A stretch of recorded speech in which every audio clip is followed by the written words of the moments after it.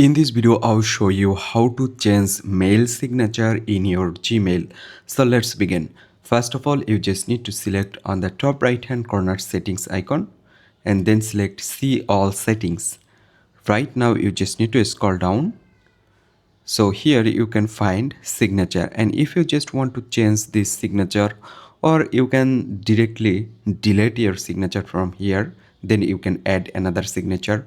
Or if you just want to change from here, like here you can see there have an option for change, you can change.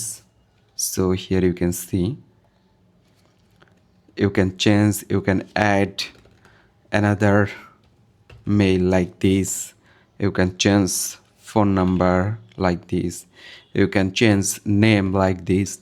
And after do this, after change your signature from here, just scroll down again and select save change.